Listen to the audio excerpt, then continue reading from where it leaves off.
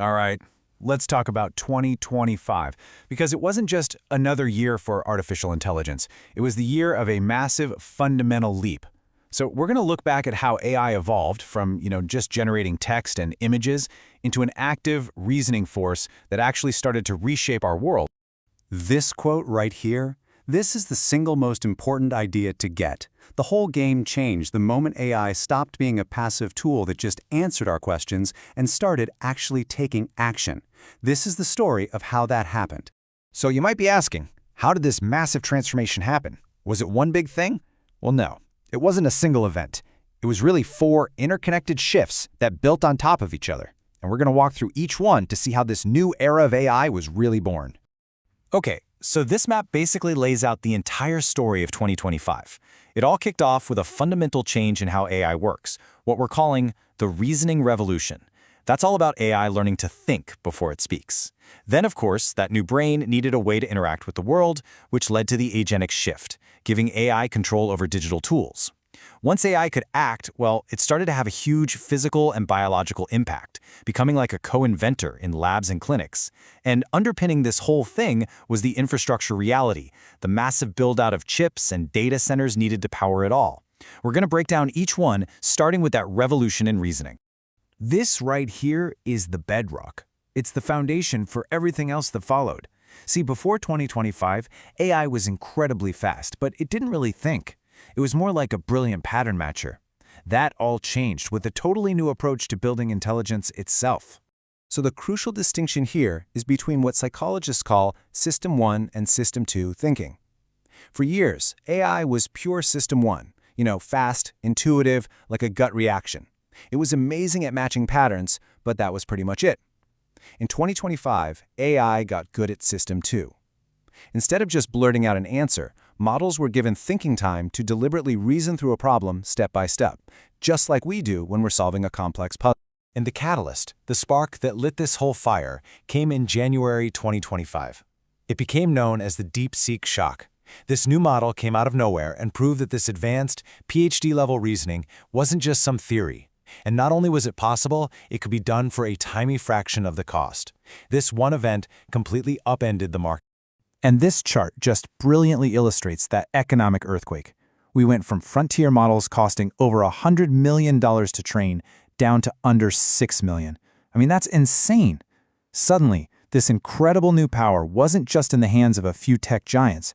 The doors were blown wide open for a ton more players. Okay, so now AI has this powerful new reasoning brain. The next logical question is, well, what can it do with it, right? This is what led directly to the rise of AI agents. AIs that could actually take action in the digital world. But here's the thing. An agent is pretty useless if it can't connect to the tools we all use every day. The key was the Model Context Protocol, or MCP. Honestly, the best way to think about it is as a universal USB port, but for AI. It was a standard way for any AI agent to plug into and control tools like Slack, your calendar, or web browser. It created a whole ecosystem for action. And if you want to understand the impact, just look at software development. On the left, you see the old way, back in 2024.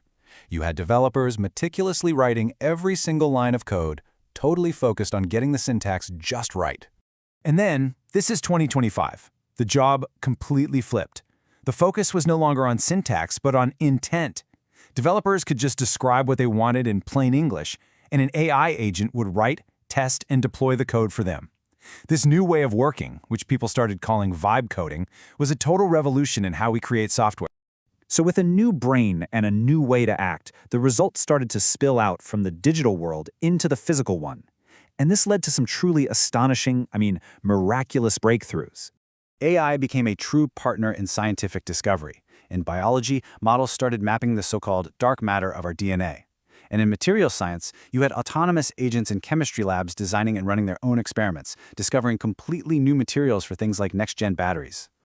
The impact on medicine was even more direct and personal.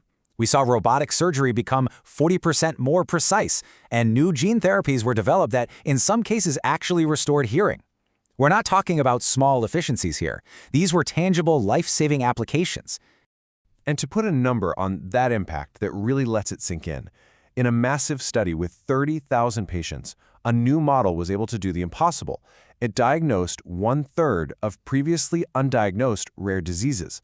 The scale of this is it's staggering. And finally, that AI brain was given a body.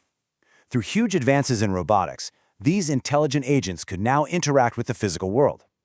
This led to truly autonomous systems in warehouses, handling complex logistics, and even exploring parts of the deep sea that humans could never reach. Of course, a change this massive, this fast, doesn't come without consequences.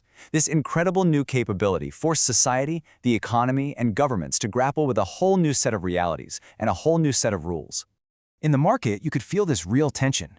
The bear case, right, was pointing to bubble fears, with folks worried about circular revenue between the tech giants. But the bull case pointed to the reality on the ground, where CEOs were seeing transformational results and expected a huge return on their investment. And geopolitically, the race was on. AI talent started being valued like professional athletes, with researchers getting 9-figure offers. It was wild. And access to computing power wasn't just a commercial advantage anymore, it became a core component of national security. All this pressure forced a move in governance, from these voluntary, pretty please commitments to actual mandatory rules. It started with things like California's Transparency Act, then moved to international safety reports defining technical requirements. And it got accelerated by the fact that AI agents were getting so good at cybersecurity that the only defense was, well, a better AI defense. So, when we look back at it all, it's crystal clear that 2025 wasn't the final destination. It wasn't even close. It was the year all the foundational pieces were put on the board, setting the stage for everything that was about to come. And this slide really brings it all together. 2025 was the year the essential groundwork was finally laid.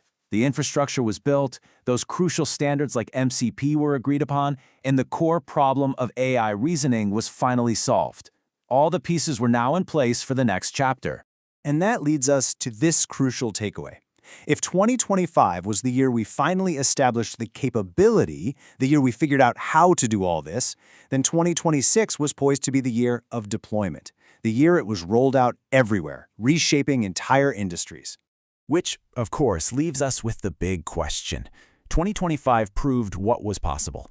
But what happens to our world, our work, and our lives when that capability, that autonomous agency, is no longer some shocking new breakthrough, but is simply everywhere? That's the question 2025 left us all to answer.